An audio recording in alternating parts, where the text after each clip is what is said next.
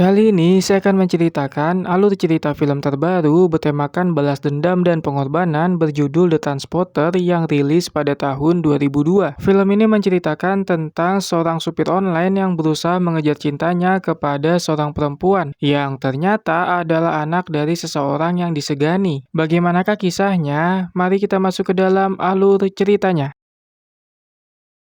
Di awal film, kita sudah diperlihatkan dengan aksi sangat nekat yang dilakukan oleh tokoh utama di dalam film ini, bernama Jason. Jason adalah seorang supir online yang sedang mendapatkan klien, yaitu sekelompok berandalan yang baru saja membobol sebuah bank. Namun terjadi perdebatan karena ada kesepakatan yang dilanggar oleh kliennya, yaitu jumlah penumpang yang seharusnya 3 orang, tapi yang naik malah 4 orang. Tentu itu membuatnya sangat jengkel, sampai-sampai tidak mau mengantarkan ke tempat tujuan. Di tengah situasi yang menegangkan karena sirene polisi mulai mendekat, sang bos berandalan akhirnya memutuskan untuk membunuh satu anak buahnya. Lalu yang terjadi... Shock absorbers I installed for this job will not Drive the car, man, or you're gonna catch a bullet to the brain! the possibility of getting caught. I don't...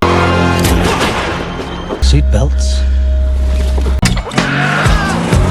Jason langsung tancap gas menuju lokasi tujuan sesuai dengan yang ada di aplikasi. Oh ya, perlu kalian ketahui bahwa dia tidak peduli dengan siapa kliennya, baik itu jahat ataupun jahat banget. Siapapun akan dilayani jika bisa membayarnya sesuai dengan kesepakatan. Bisa dibilang Jason ini hanya ingin profesional dalam menjalankan pekerjaannya. Namun satu hal yang perlu kalian ingat, bahwa supir online yang satu ini tidak seperti supir-supir online pada umumnya. Sampai akhirnya...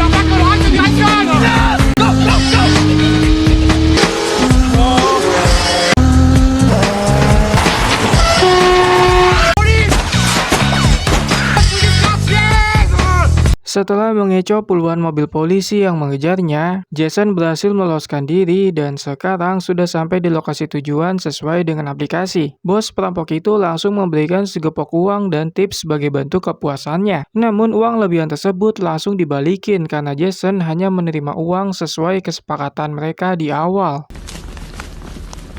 You gave me too much. I need you to take us to Avenue. Deal is the deal. Rule number 1.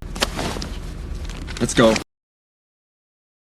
Selesai melakukan tugas, dia langsung melakukan bersih-bersih di mobilnya demi menghilangkan jejak sidik jari yang tidak sengaja ditinggalkan oleh kliennya. Namun tiba-tiba datang sosok teman bernama Alex yang bekerja sebagai detektif kepolisian. Disinilah terungkap siapakah sosok asli Jason sebenarnya, yang ternyata adalah mantan tentara. I'm ex-military. Sure you don't have time for a coffee? Maybe I'll come back later for that coffee. Setelah Alex pergi, Jason kembali mendapatkan pekerjaan dari seseorang yang menghubunginya. Pada saat bertemu baru terungkap bahwa orang itu adalah kelompok mafia yang memintanya untuk mengantarkan sebuah paket. Seperti biasa, Jason langsung menanyakan detail terkait spesifikasi barang yang harus dibawa. Setelah udah deal, DP pembayaran langsung dilakukan sebesar 50%. Sisanya akan dibayarkan ketika barang sudah sampai di tujuan. Saat di perjalanan menuju lokasi, tidak ada satupun hal yang mencurigakan untuk diwaspadai. Namun ketika membuka bagasi mobil buat mengambil ban serep, ada suatu kejanggalan dari paket yang dibawa karena ternyata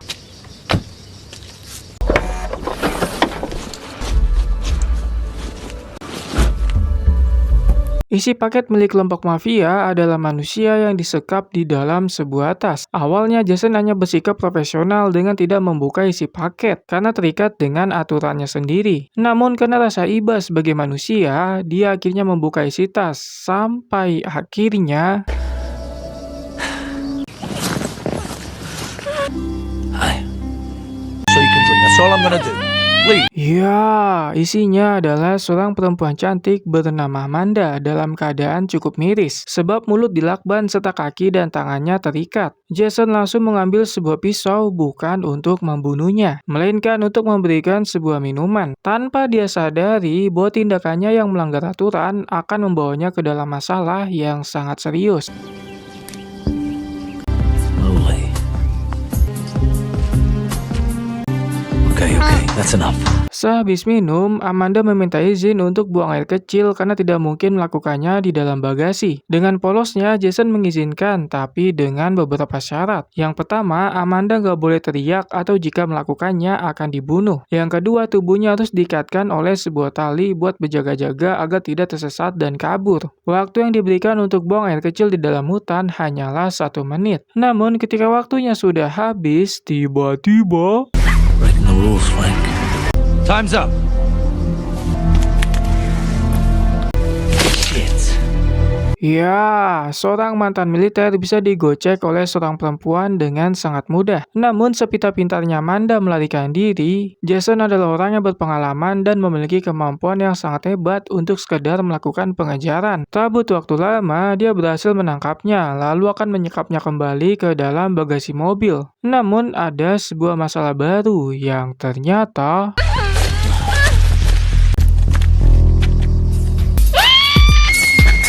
Ada 2 orang anak geng motor yang kebetulan lewat dan mempergokinya sedang membopong Amanda dalam keadaan kaki dan tangan terikat. Jelas mereka menduga bahwa Jason adalah seorang penculik, sehingga inilah yang akan terjadi.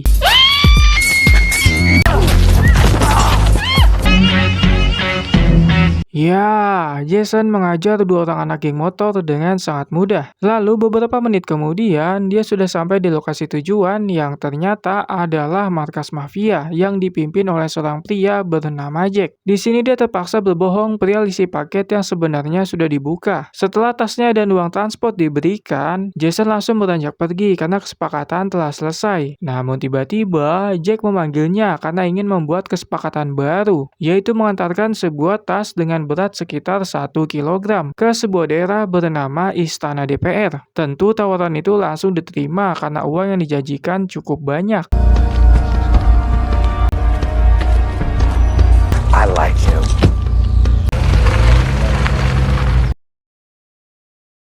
Sebelum mengantarkan paket ke tujuan, dia makan siang terlebih dahulu di restoran Alice Burger yang rotinya lembut dan dagingnya juicy. Namun sekembalinya dari sana, tiba-tiba terjadi suatu hal yang sangat mencengangkan, yang ternyata...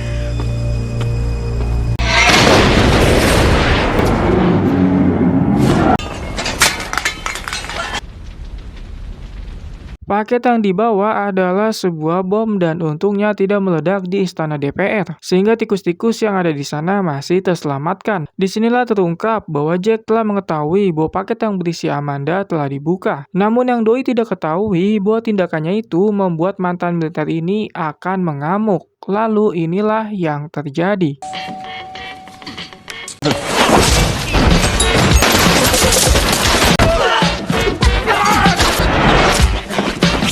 Ya, Jason melakukan balas dendam dengan membrutal di markas mafia dan membantai anggotanya satu persatu. Sebagai mantan militer, dia memiliki kemampuan yang baik dalam menggunakan senjata. Tidak hanya itu, dia juga mahir di dalam baku hantam menggunakan tangan kosong.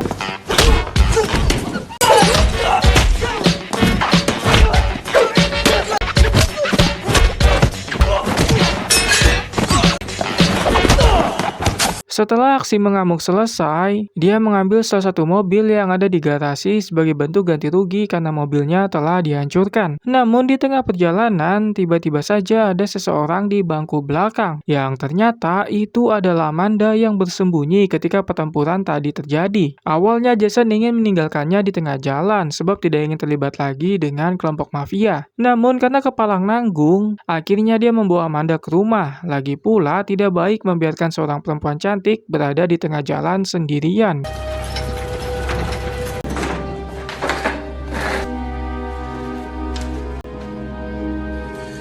Sesampainya di rumah, Jason langsung melepaskan ikatan tali di tangan dan kaki Amanda. Kemudian beranjak rebahan setelah melakukan aksi brutal di markas mafia. Sedangkan Amanda sendiri menyantap sebuah makanan yang sudah disiapkan di meja makan. Setelah selesai, doi gabut hingga akhirnya melakukan room tour dan menemukan sebuah lencana penghargaan prajurit. Disinilah dia baru mengetahui bahwa Jason adalah mantan militer yang sangat terampil. Di sisi lain, sang bos mafia yaitu Jack sudah mengetahui soal pembantaian di markas.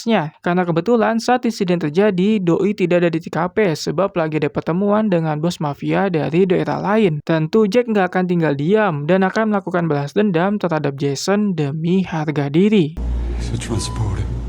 You told him nothing, right? You couldn't talk. Just keep it that way.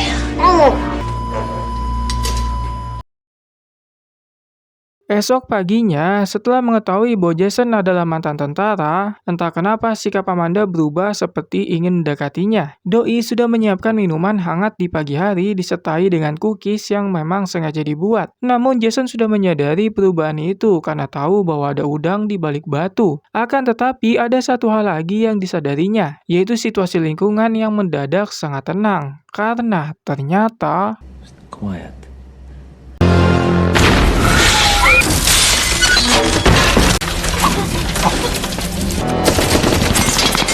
terjadi serangan roket yang dilancarkan oleh kelompok mafia Jack. Untungnya Jason dan Amanda tidak terkena puing-puing akibat dari ledakan. Namun mereka masih harus menghadapi serangan gelombang kedua, yaitu berundulan ratusan peluru. Sampai akhirnya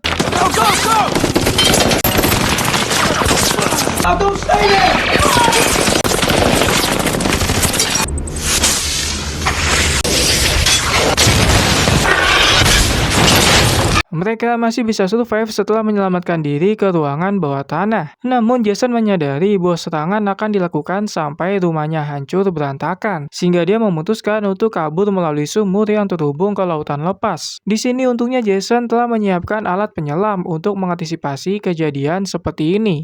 Udah.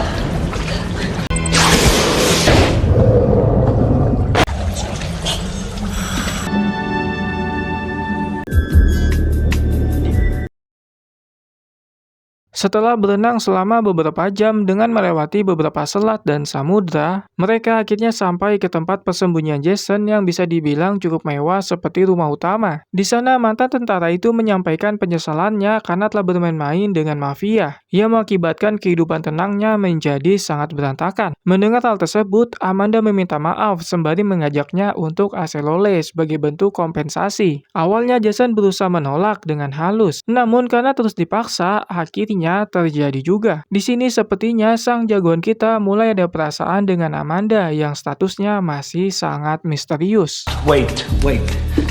I don't like it when things get complicated. Atas penyerangan sebelumnya, Jason memutuskan buat menyerahkan kasus ini kepada pihak kepolisian yaitu Alex, karena tidak ingin terlibat masalah dengan mafia lebih dalam. Tentu Alex akan menangani masalah ini sebagai teman, apalagi mengingat kejahatan ini termasuk kategori yang sudah direncanakan, sebab ditemukan 5.000 selongsong peluru di TKP. Namun tiba-tiba Doi dipanggil bawahannya karena ada laporan yang harus diberikan. Disinilah Amanda menggunakan kesempatan itu untuk mencari data penting tentang Jack si ketua mafia, menggunakan database milik kepolisian. Computers know everything. You just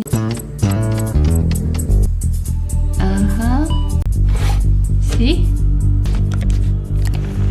Setelah berhasil mendapatkan alamatnya, entah kenapa Amanda bersikap aneh dengan membujuk Jason untuk melakukan balas dendam karena telah menghancurkan rumahnya. Jelas, mantan militer itu semakin curiga tentang apa yang telah disembunyikan olehnya. Disinilah terungkap alasan yang sebenarnya, bahwa alasannya mendekati Jason karena ingin meminta bantuan untuk menyelamatkan kurang lebih 400 orang yang akan diselundupkan oleh Jack di dalam sebuah kontainer, termasuk keluarganya sendiri. Mendengar hal itu, jagoan kita nampak bingung apakah harus kembali membrutal atau tidak. Sampai akhirnya There are 400 people.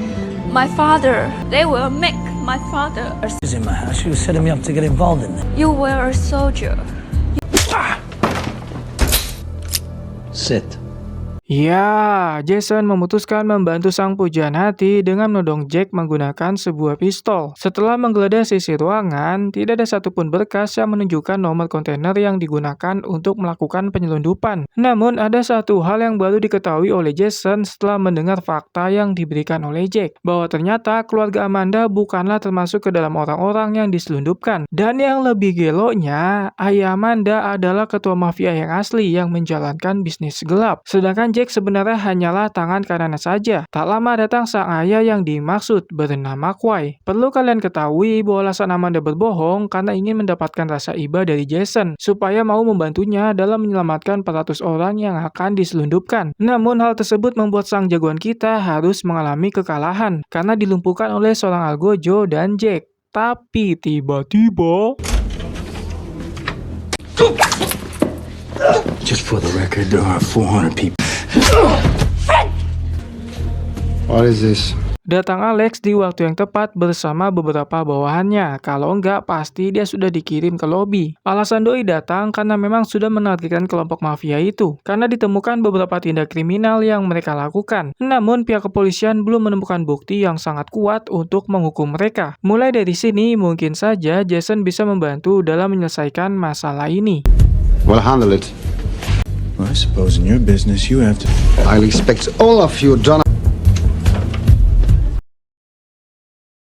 Pada saat terbangun dari pingsan, dia sudah berada di dalam penjara. Di sana ada Alex yang berusaha mendesaknya untuk membicarakan tentang kelompok mafia milik Kwai, ayah dari Amanda. Tanpa banyak mikir, Jason langsung menjelaskan soal bisnis gelap yang akan mereka lakukan, yaitu menyelundupkan 400 orang di dalam sebuah kontainer. Tentu kasus ini bisa menyebloskan mereka ke penjara jika berhasil diungkap. Untuk menangani masalah ini, pihak kepolisian membutuhkan perundingan terlebih dahulu sebelum melakukan penggerebekan, sehingga mantan militer itu diminta untuk kembali aktif buat menyelamatkan ratusan nyawa. Sebenarnya tanpa diminta, Jason pasti akan melakukannya demi kemanusiaan dan demi sang pujaan hati. Tapi yang jadi masalah adalah dia harus keluar dulu dari penjara agar bisa kembali membrutal. Lalu inilah cara yang mereka lakukan.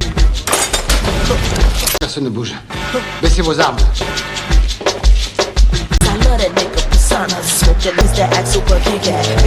Ya, Jason berpura-pura menyandra Alex supaya bisa kabur dari penjara. Setelah berhasil keluar, dia langsung menyiapkan diri untuk melakukan pertempuran besar. Awalnya polisi itu ingin ikut ke dalam misi ini, namun langsung ditolak karena Jason bisa lebih membrutal jika seorang diri. Sampai akhirnya You need it. Thanks, but I'm better alone.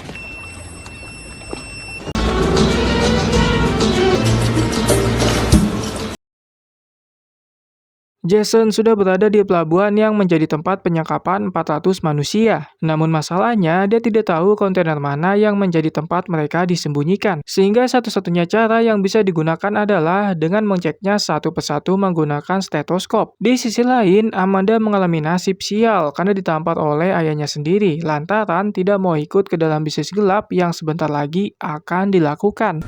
We're ready to go. 你是需要这样不断的重复才能让 Get her out of here! Kembali ke Jason yang akhirnya harus mulai pertempuran karena kegap oleh salah satu anggota mafia. Tentu itu membuat anggota lain menjadi berdatangan untuk membunuhnya. Bahkan Jack selaku tangan kanan Kwai juga turun tangan. Lalu inilah yang terjadi.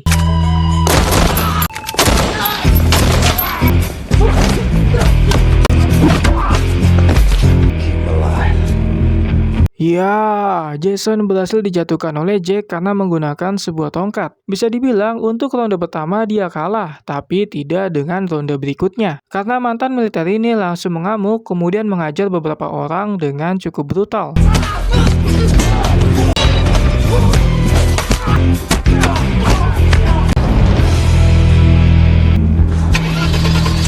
Melihat bahwa petinggi mafia telah pergi untuk melakukan bisnis gelap, Jason langsung berusaha mengejar dengan melompati setiap kontainer yang ada. Satu persatu dilompati dengan penuh menegangkan. Namun sialnya, Dewi Fortuna sedang tidak berpihak padanya, karena inilah yang terjadi.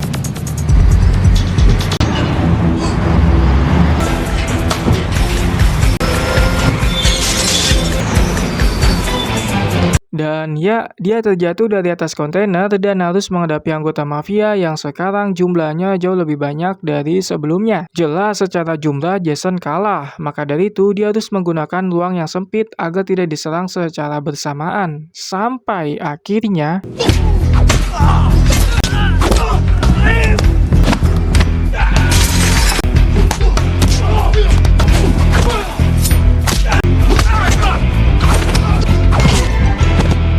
Jason berhasil membantai mereka di dalam sebuah bus hingga tak berdaya. Namun apakah masalahnya selesai? Tentu tidak, karena sekarang dia harus berhadapan dengan salah satu pentolan mafia bertubuh besar. Ditambah lagi datang beberapa kroco yang pasti akan sangat menyulitkan. Disinilah insting seorang mantan militer sangat diuji, apalagi dalam segi pertarungan tangan kosong. Dan tiba-tiba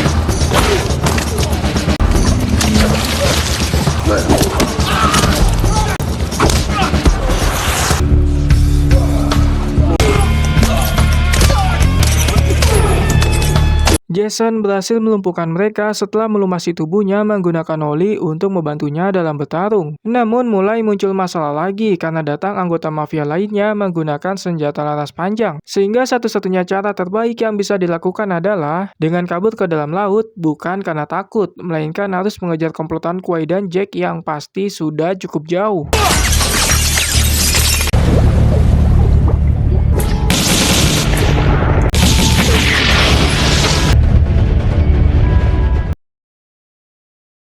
Pengejaran mulai dilakukan menggunakan sebuah mobil ala kadarnya dengan kecepatan sangat tinggi. Namun sialnya, Dewi Fortuna kembali tidak berpihak padanya, sebab mobilnya mengalami overheat hingga mengeluarkan banyak sekali asap. Tapi yang namanya musibah pasti ada sebuah kemudahan, karena kebetulan di dekat sana ada sebuah pesawat capung yang mulai mendarat.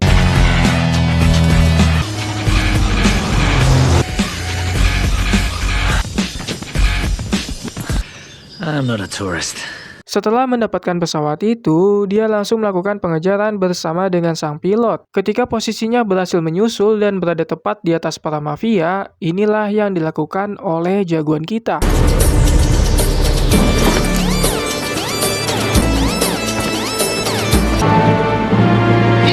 Ya, Jason melakukan terjun payung dan mendarat tepat di atas sebuah mobil kontainer. Yang lebih geloknya, parasut yang digunakan bisa membuat beberapa pengawal mafia mengalami kecelakaan hingga mobil mereka meledak. Kemudian hal pertama yang dilakukannya adalah mengambil alih mobil kontainer yang berisi ratusan manusia.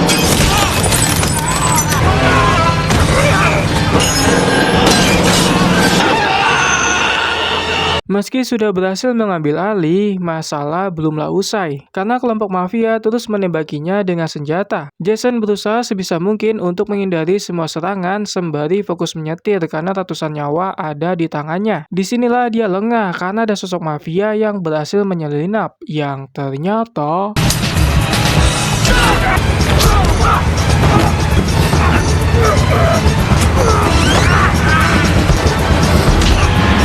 itu adalah Jack yang berhasil menyelinap secara diam-diam. Namun untungnya Jason cepat menyadarinya hingga akhirnya terjadi baku hantam di antara mereka. Harus diakui bahwa Jack adalah lawan yang cukup sepadan karena mampu membuatnya terdesak sampai-sampai terlempar keluar jendela.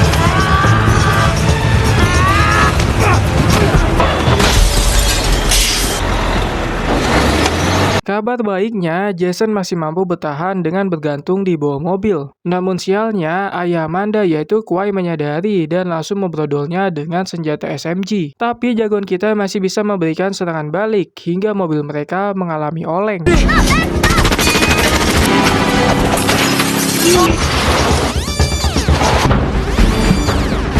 Sekarang Jason tinggal melakukan balas dendam kepada Jack yang bisa dibilang telah mengalahkannya sebanyak 2 kali. Namun apakah dia berhasil melakukannya? Atau justru malah kalah lagi untuk yang ketiga kalinya? Mari kita saksikan adegan film yang satu ini.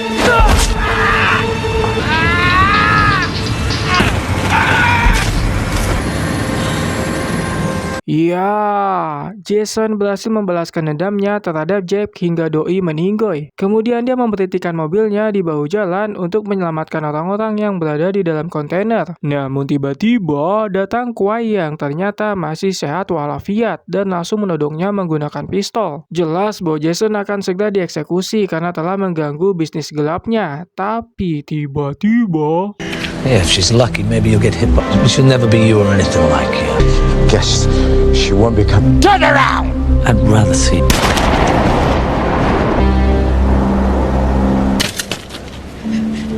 Ya, Kwai ditembak mati oleh anak sendiri yaitu Amanda yang datang tepat waktu. Meski berat, Amanda harus melakukannya demi menyelamatkan sang pujanati yaitu Jason. Kemudian film ditutup dengan dibukanya kontainer yang ternyata memang benar-benar berisi ratusan manusia yang akan dijual.